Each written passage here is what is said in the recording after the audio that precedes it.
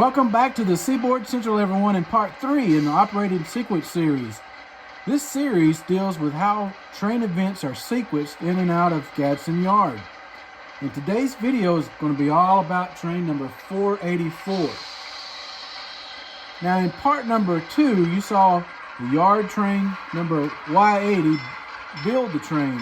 And while they were at it, they hanged the EOT and they went ahead and brake tested the cut. Now while 484 pulls down so they can test that EOT, talk a little bit about the train.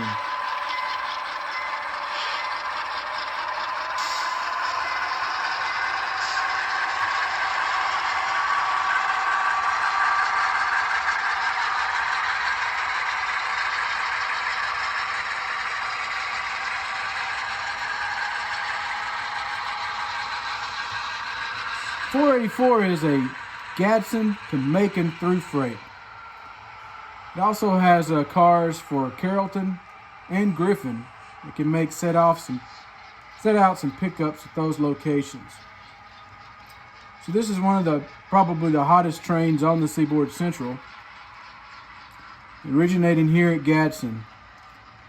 And you saw cars coming from multiple sources that ended up making up this train, essentially making the connections on the train. Most of the cars on this train are headed to Carrollton though. As we see the train slow to a stop, we're going to link up the EOT to the head end. And I'll talk a little bit about how that's done on the prototype. So the yard job used the EOT to do the brake test. Now the EOT is able to give a reading. There's a little window on the EOT that'll tell the air pressure. Once the air pressure hits 75 pounds on the rear of the train, and the airflow meter on the locomotive is below 60, you can apply the brakes. And that way they can check the brakes on. And as they pull this train by, they can watch the release. Now, what they need to do is there's a 5-digit number on that EOT. The crew will give that to the engineer to dial into the HOT box that's on the locomotive. Once he gets it dialed in, he can arm that EOT. Once the EOT is armed, then they can do what they call a dump test. The brakeman will ask the engineer when he's ready. When he's ready, he'll cut the angle cock out in between the EOT and that last car. The engineer presses a button or a toggle switch in the cab of the locomotive, and it puts that EOT in emergency. This basically allows you to actually, in the event of emergency, is dump the train's air from the rear.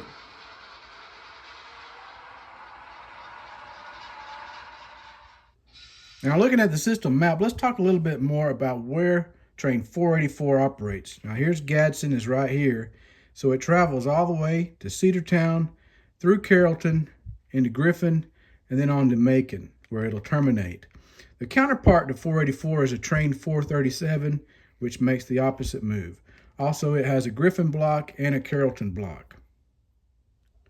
Now how this train is operated is 484 will leave Gadsden and it comes to Cedartown. Now this is the old Seaboard Coastline main line, and then from Cedartown all the way down to Griffin is an old Central of Georgia main line. Now here at Cedartown, they actually have a Y, and to make that move, this is where the train actually has to go across a diamond and then back up the Central of Georgia before headed south towards Griffin. So how I'm operating this train is when 437 will leave Carrollton about the same time that train 484 leaves Gadsden. Both of them meet at Cedartown, and that's where they'll swap with each other. And the crew that came up on 437 will go back on 484 to Carrollton, and the crew that came up from 484 will go back on 437 to Gadsden. So here's the concept plan for what the Seaboard Central layout will eventually become, and it's divided up into 3 phases, with phase 1 representing Gadsden Yard, the helix, and the upper level going to Raglan, and phase 2 representing Carrollton, and then phase 3 representing Noonan. So right now we're pretty much basically getting close to finishing up phase number 1. Next year we'll start on phase number 2. So I'm going to operate 484 3 different ways as each phase is completed. So right now we're still in the phase 1 stage. I'll show you how it's operated, and eventually when we get to phase 2, 484 will change again. So in phase number 1, I'm using Gadsden yard, and actually these 2 tracks here, the main line and the passing siding, which eventually I'll use to store our stage Norfolk Southern run-through trains on. Right now I'm using it to represent Carrollton. So 484 will make it their way over to these tracks. Once phase 2 takes effect, it'll go all the way up the helix, enter this room, and we'll park the engines over close to the depot on this track, and then the next day it'll go back on train 437. Now once phase 3 is completed, the train will make the whole entire run. It'll make a set off and pick up in Carrollton, make the whole entire run around the layout. And right here it'll go into staging, which will be under the Carrollton section, and it'll come out here where the Gadsden yard is. It's a double-ended staging yard. And that train will yard there, and then the 437 will come out from the opposite direction to go back to Gadsden. So we've pulled 484 high of the AC junction crossover. In order to get to these, the main line and the passing side, and we're going to have to make a zigzag move. So we've lined the switch, and we're backing up, and I'll show you how we get there to make this unusual move. So in order to get there, we're having to back into the freight lead, and we'll go all the way back in to GY3. It sounds unusual, I know.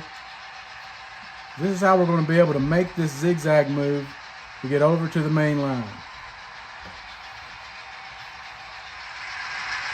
And here, all we have to do is clear the crossover with the engines.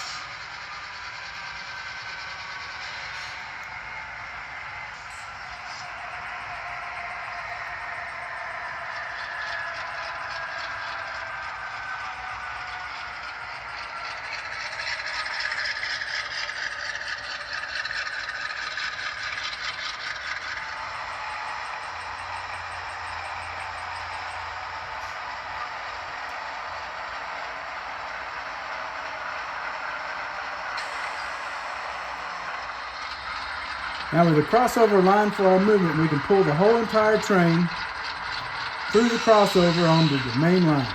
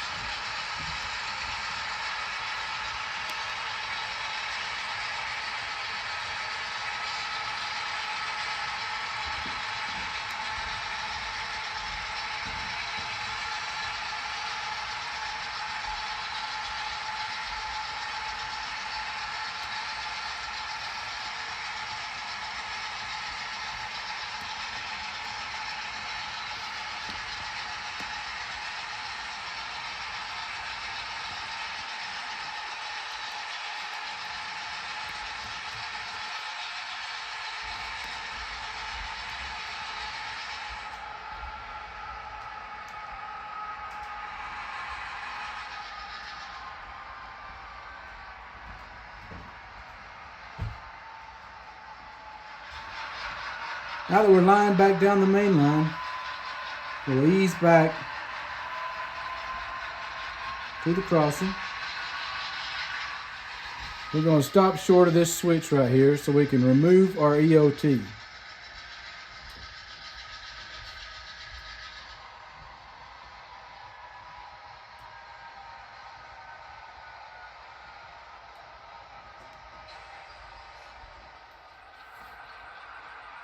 Now with the EOT off, we can make our coupling.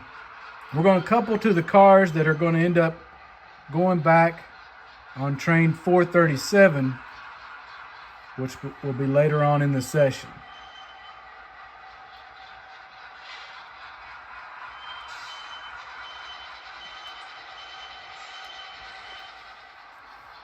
All right, with the air and brakes work, we're going to pull this entire cut and set it over to the passing siding.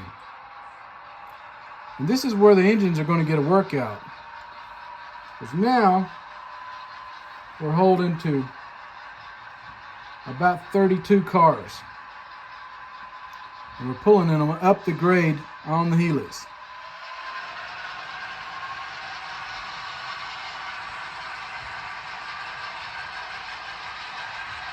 This is where 3 engines really come in handy.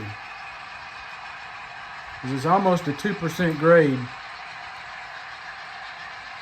We're pulling the cars up.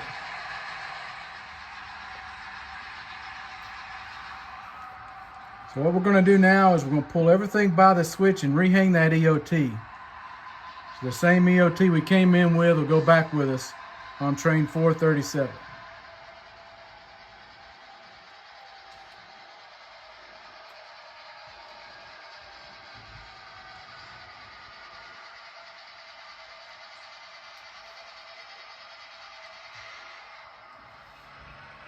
All right, with the EOT in place, the switch line, we're going to shove all 16 of these cars back onto the pass track.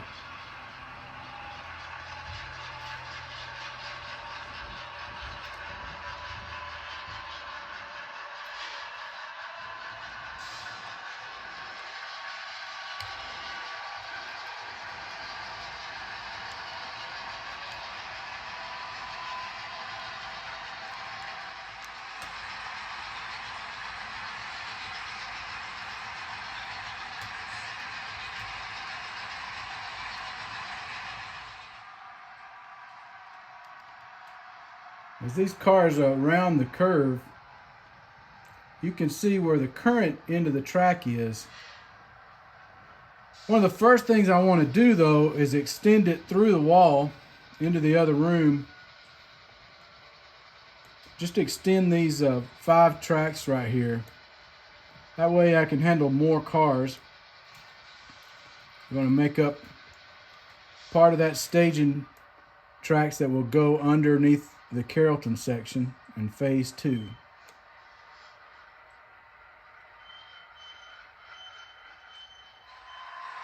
Now I'm shoving the cut from Gadsden up the main line. This is going to represent the cars that are at Carrollton.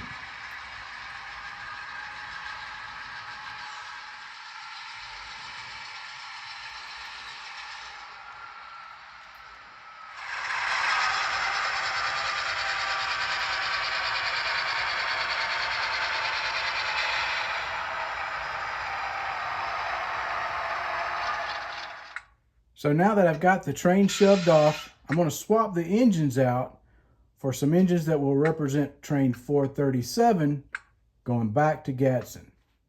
So under the layout, I have this homemade shelving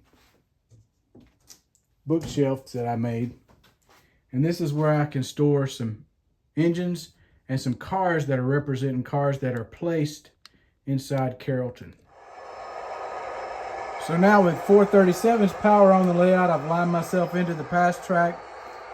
I can come in and couple to the cars that are going to end up going back to Gadsden.